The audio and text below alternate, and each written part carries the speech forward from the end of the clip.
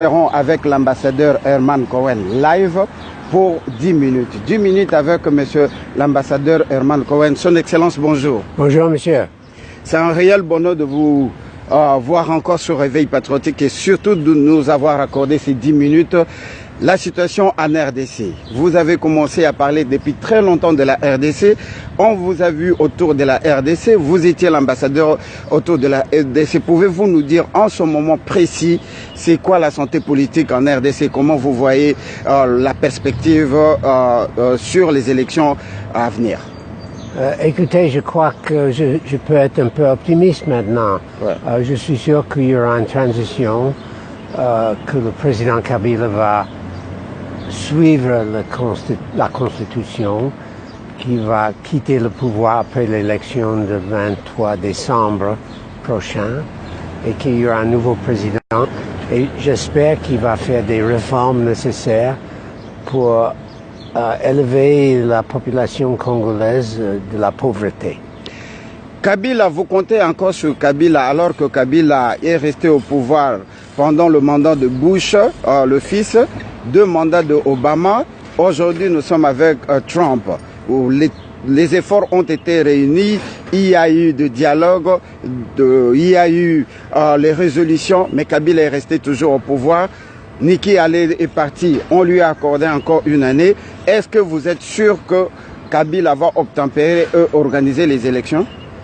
Je suis absolument sûr, et c'est grâce au président Trump qui a fait beaucoup de pression à travers madame l'ambassadrice Nikki Haley.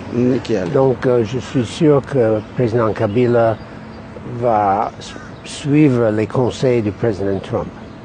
Kabila doit suivre le conseil du président Trump dans la mesure où Kabila refuse d'organiser les élections. C'est quoi sera la position des États-Unis?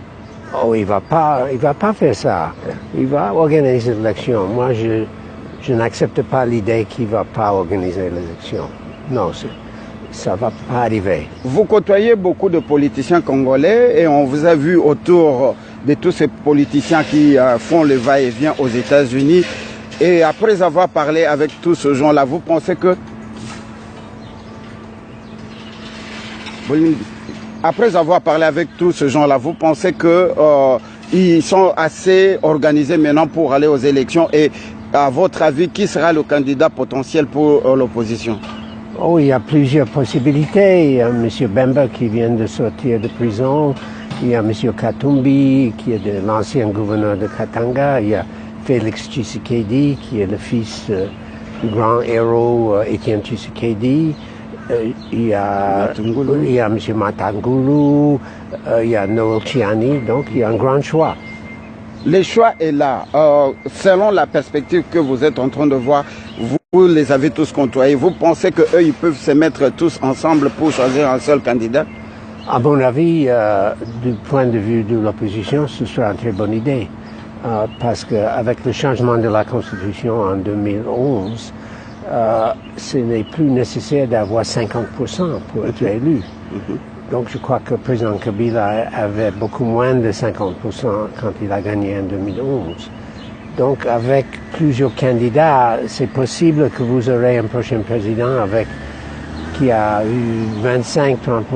Donc pour avoir un vrai gagnant, un vrai président choisi par le peuple, je crois qu'il faut avoir un seul candidat à l'opposition. Quel est le rôle que vous avez joué sur la libération de Jean-Pierre Bemba? Oh, je ne sais pas si c'est moi ou quelqu'un d'autre, mais j'ai écrit une lettre à la Cour internationale disant que je ne peux pas être le juge s'il est coupable ou pas coupable. Et je crois qu'après 10 ans de prison, ça suffit. Ça suffit, il faut sortir. Et le pays a besoin de lui parce que lui, c'est le grand politicien du groupe ethnique qui s'appelle Anamongo. Ça fait 60% de la population. Ces gens ont besoin de lui. Et ils ont besoin de lui. Moïse Katumbi vient d'être interpellé à Zaventem à cause d'une histoire de passeport. Vous pensez que cela ne peut pas lui mettre les bâtons dans le roue pour continuer sa cause? Ça, je ne sais pas, mais je sais que dans l'accord de Saint-Sylvestre, c'était à la Cinco de décider pour son cas devant le judiciaire. Et la Senko a décidé qu'il n'a rien fait, il n'est pas coupable, donc il doit avoir le droit de rentrer au pays et d'être candidat. Ok, et par rapport à Bemba, nous avons tous appris sur les réseaux sociaux sa libération serait conditionnelle. Une personne en libération conditionnelle peut quitter le pays et aller postuler en RDC? Oui, bien sûr, et j'ai entendu à la télévision hier le vice-premier ministre des Affaires étrangères, M. Cheikh Okoye-Tundou, a dit qu'il n'y a pas de problème pour son retour au Congo. Ok, merci beaucoup. Je pense que pour les 10 minutes, on en a assez parlé. Un petit mot pour le peuple congolais, si vous pouvez même le dire en lingala. Qu'est-ce que vous pensez que le peuple congolais peut retenir? En lingala? Mais oui, parce que l'autre fois, vous m'avez dit bonjour en lingala. Mbote,